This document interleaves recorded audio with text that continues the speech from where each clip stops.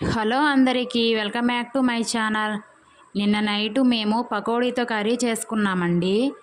ఇంట్లో వెజిటేబుల్స్ ఏమీ లేవు. వెజిటేబుల్స్ రేట్లు కూడా చాలా ఎక్కువగా ఉన్నాయి కదా. సరిగ్గా అదే టైంకి వర్షం పడుతుంది. ఇంకా పకోడీ అయితే గుర్తొచ్చేసింది. తినడానికి పకోడీ చేసుకున్నామండి. కొంచెం ఎక్కువగానే చేసి కొంచెం పకోడీతో కర్రీ అయితే చేసామండి. టేస్ట్ అయితే చాలా బాగా వచ్చింది. ఇంట్లో వెజిటేబుల్స్ ఏమీ లేనప్పుడు మేము ఎక్కువగా మజ్జిగ చారు అయితే చేసుకొని పప్పుకి రసానికి తోడు నీడ అయినా అప్పడాలను అయితే వేయించుకుంటామండి. నేను ఈ పకోడీ కర్రీ చేసినప్పుడు నాకు అర్థమైందండి, ఇంట్లో వెజిటేబుల్స్ ఏమీ లేనప్పుడు ఇలా పకోడీ కర్రీ చేసుకుంటే బాగుంటుందని. ఈ పకోడీ కర్రీని మేము రసానికి కాంబినేషన్గా చేసుకున్నామండి. టేస్ట్ అయితే చాలా బాగుంది.